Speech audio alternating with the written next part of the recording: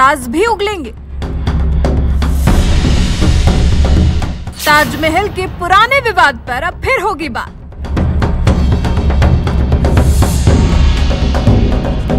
ताजमहल के कई रहस्यों से हटेगा पर्दा। 88 साल पहले जो न हुआ, क्या वो अब होगा?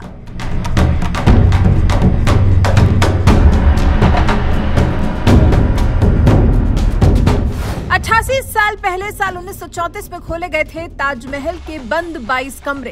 ताजमहल में मुख्य मकबरे और चमोली फर्श के नीचे 22 कमरे बने हुए हैं, जिन्हें बंद कर दिया गया था। ये कमरे मुगल काल से ही बंद हैं। हालांकि 1934 में जब खोले गए तो कमरों की हालत की जांच हुई थी। इस जांच का भी 1934 के बाद कोई उल्लेख नहीं किया गया। कोई उल्लेख तब नहीं हुआ, कमरे खुलने के बाद भी, जब इन कमरों के अंदर क्या है इसको लेकर कोई बात नहीं की गई।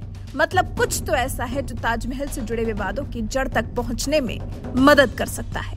ताजमहल के चमोली फर्श पर यमुना किनारे की तरफ बेसमेंट में नीचे जाने के लिए 2 जगह सीढ़ियां बनी हुई है। इनके ऊपर लोहे का जाल लगाकर बंद किया हुआ है। 40 से 45 साल पहले तक सीढ़ियों से नीचे जाने का रास्ता खुला हुआ था, लेकिन अब नहीं।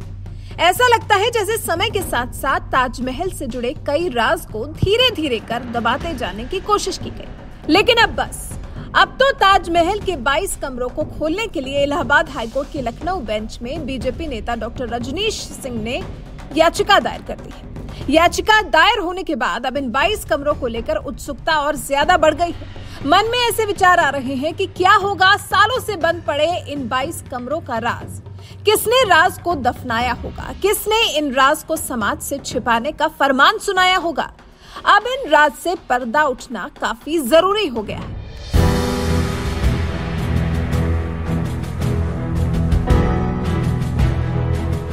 हालांकि साल 2015 में भी मरम्मत कार्य के लिए कुछ कमरों को गोपनीय ढंग से खोले जाने की जानकारी हासिल हुई थी। दरअसल ताजमहल को लेकर जितने भी विवाद हैं, उनकी शुरुआत पीएन ओक की किताब से ही हुई।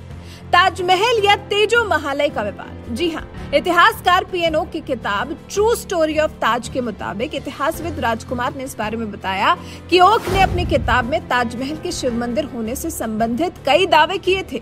उन्होंने अपनी किताब में राजा जयसिंह के फरमानों का जिक्र करने के साथ स्थापत्य कला का उदाहरण दिया था और फिर ताजमहल में गणेश, कमल के फूल और सर्प के आकार की आकृतियों का भी जिक्र किया था।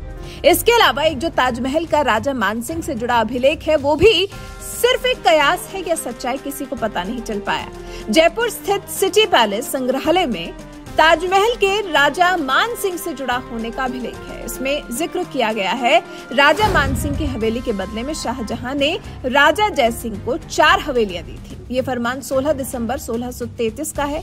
इन 4 हवेलियों में राजा भगवान दास की हवेली, राजा माधो सिंह की हवेली, रूपसी बैरागी की हवेली और चांद सिंह पुत्र सूरज सिंह की हवेलियों का उल्लेख है। इसके अलावा फरमान में ये भी है कि शाहजहां ने जयसिंह से संगमरमर मंगवाया था, लेकिन जितना संगमरमर मंगवाया गया था उससे ताजमहल का निर्माण नहीं हो सकता था। अब इस ताजमहल के विवाद को सुलझाना बहुत जरूरी हो गया है। लोगों को ताजमहल से जुड़े राज की सच्चाई जाननी चाहिए।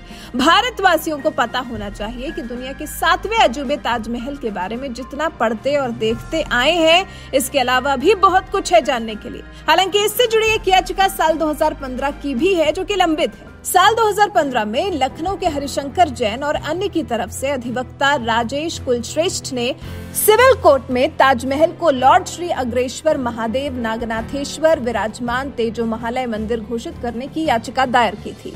आधार उन्होंने बटेश्वर में मिले राजा परमार्दिदेव के शिलालेख को बताया था। साल 2017 में केंद्र सरकार और एएसआई ने प्रतिवाद पत्र दाखिल करते हुए ताजमहल में कोई मंदिर या शिवलिंग होने या उसे तेजो महालय मानने से इनकार कर दिया था।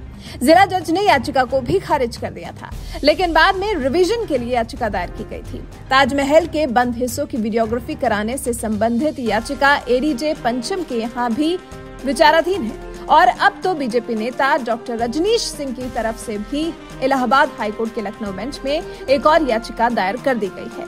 अब इन कमरों के रहस्य को जानने के लिए लोगों में उत्सुकता और ज्यादा बढ़ चुकी है। वैसे आप इन राज से पर्दा हटने का इंतजार कर रहे हैं या नहीं, या जानने के लिए उत्सुक हैं कि नहीं कि ये ताजमहल है या फिर तेजो महालय? इस पर आपके विचार हमें कमेंट कर जरूर बताएं।